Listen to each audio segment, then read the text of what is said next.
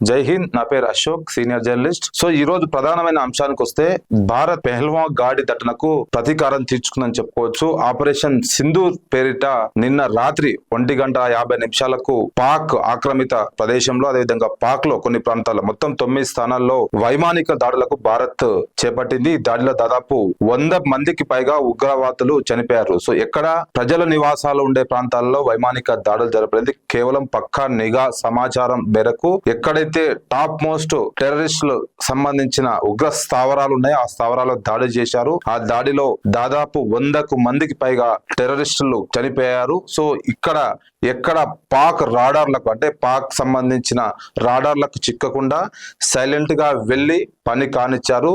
జై హింద్ పేరుతో న్యాయం దక్కింది, జై భారత్ జై హింద్ అంటూ భారత్ ఆర్మీ ట్వీట్ కూడా చేసింది. ఈ మేరకు రక్షణ శాఖ మంత్రి రాజ్నాథ్ సింగ్ కూడా ట్వీట్ చేశారు. సో ఎక్కడ సైలెంట్ గా ఈ ఆపరేషన్ చేపట్టారు. గతంలో సర్జికల్ స్ట్రైక్ ఏ విధంగా చేపట్టారో ఇప్పుడు కూడా అదే విధంగా చేపట్టారు. కానీ గతంలో కేవలం ముష్కర్ల స్థావరాలపై దాడులు జరిపారు. కానీ ఈసారి భారత్ పాకిస్తాన్ భూభాగంలోకి వెళ్లి దాడులకు చేపట్టారు. సో పాకిస్తాన్ తేరుకునే లోగే సక్సెస్ గా ముగించుకొని భారత్ సేన వెనక్కి వచ్చింది. సో ఇది ఒక సక్సెస్ అని చెప్పుకోవచ్చు.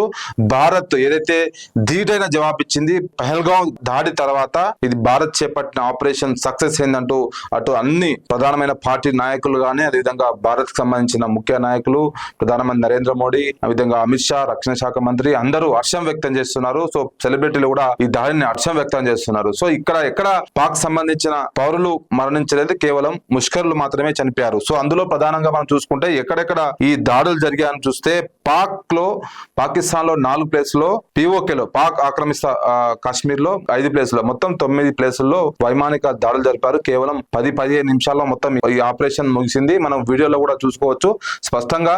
కేవలం ఏదైతే ఆ ఉగ్రవాదుల స్థావరాలు ఆ ప్రాంతాల్లో మాత్రమే దాడులకు పాల్పడ్డారు. సో అందులో ముఖ్యంగా చూసుకుంటే ముర్కేడ్ అంటే ఇక్కడే లష్కర్ తోబాకు సంబంధించిన హెడ్ క్వార్టర్ ఉంది. దాంతో మిసైళ్లతో దాడులు చేశారు. దాదాపు అక్కడ 30 మంది చనిపోయినట్లు మనకు సమాచారం అవుతుంది. అదేవిధంగా బహవల్పూర్, ఇక్కడ జైషా హెమ్మద్ హెడ్ క్వార్టర్ ఉంది. ఈ ప్రాంతంలో బాంబుల వర్షం కురిపించారు. ఇక్కడ కూడా 20 నుంచి 30 మంది చనిపోయినట్లు మనకు సమాచారం. ముజఫరాబాద్ పిఓకే కి హెడ్ క్వార్టర్ ఇది. ఇక్కడే హిజ్బుల్లా ముహిద్దీన్ బేస్ ఉంది. సో 2 ప్రాంతాల్లో టార్గెట్ చేసుకుంది భారత్. ఇక్కడ కూడా 10 మంది వరకు చనిపోయినట్టు మనకు సమాచారం. కోట్లీ, సో 2 టెర్రరిస్ట్ క్యాంపుల పైన బాంబుల వర్షం కురిపించారు. అక్కడ కూడా కొంతమంది చనిపోయారు.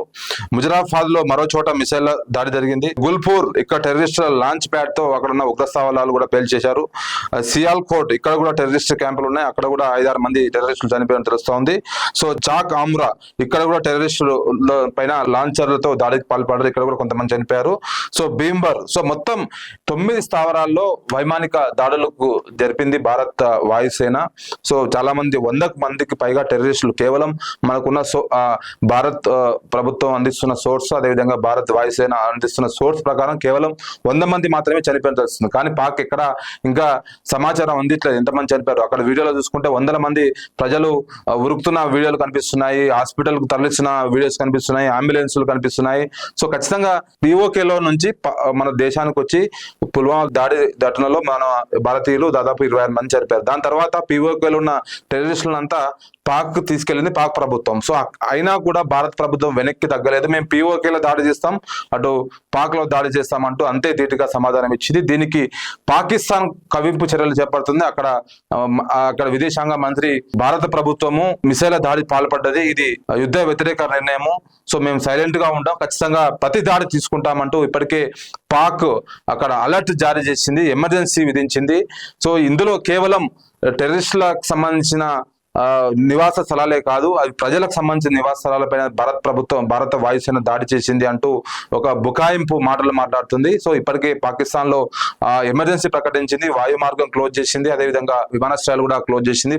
భారత్ అనుకుని దగ్గరలో ఉన్న ప్రధానమైన పట్టణాల్లో ఉన్న లాహోర్ గాని, కరాచీ గాని, అదేవిధంగా ఇస్లామాబాద్ గాని, ఇతర ప్రాంతాల్లో ఉన్న మొత్తం విమానాశ్రయాలు అయితే క్లోజ్ చేసింది. సో ఇరు దేశాల మధ్య యుద్ధ వాతావరణం నెలకొంది. ఎప్పుడైనా పాకిస్తాన్ కూడా ప్రతిదాడి దిగే అవకాశం ఉంది కాబట్టి కాబట్టి భారత్ కూడా అంతే ధీటుగా సమాధానం ఇవ్వడానికి పిఓకే అటు పాక్ సరిహద్దు ప్రాంతాల్లో మన 3 సేనలు యుద్ధానికి సిద్ధంగా రెడీ ఉన్నాయి. సో పాకిస్తాన్ మాత్రము మనం కేవలం టెర్రరిస్టుల గ్రూప్ కు సంబంధించిన ఇళ్లపై దాడి చేస్తే పాకిస్తాన్ మాత్రం సామాన్య పౌరుల ఇళ్లపైన దాడులు చేపడతా ఉంది. సో ఇప్పటికే మన భారతదేశానికి సంబంధించిన 10 మంది కామన్ ప్రజలు కూడా చనిపోయారు, సామాన్య పౌరులు చనిపోయారు. సో ఇది పాక్ ఒక దుశ్చర్యకు పాల్పడుతుందని చెప్పుకోవచ్చు. సో పాక్ కూడా అంతే ధీటుగా సమాధానం ఇస్తుంది కాబట్టి భారత్ కూడా సరైన ధీటైన సమాధానం ఇచ్చేందుకు రెడీగా ఉన్నారు. సో ఇప్పటికే దీనిపైన దేశం నలుమూల నుంచి పెద్ద చర్చ కొనసాగుతుంది. భారత్ సరైన ధీటైన జవాబు ఇచ్చింది. పెహల్గాం దాడి ఘటనకు ఇది ఒక ప్రతీకార చర్య.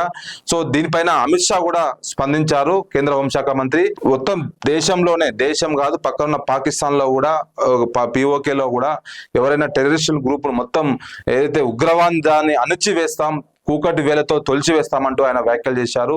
సో దీనిపైన ప్రధానమంత్రి నరేంద్ర మోడీ కూడా హర్షం వ్యక్తం చేశారు. భారత్ వాయుసేన కొనియాడాడు. ఎందుకంటే సైలెంట్ గా వెళ్లి ఆపరేషన్ ముగించుకొని వచ్చారు కాబట్టి భారత్ వాయుసేన ఎంత స్ట్రాంగ్ గా ఉందో దీన్ని బట్టి మనం తెలుసుకోవచ్చు. సో భారత్ ఆర్మీతో పాటు 3 త్రివిధ దళాలకు కూడా దేశం మొత్తం పూర్తి స్థాయిలో మద్దతు ఇస్తుంది.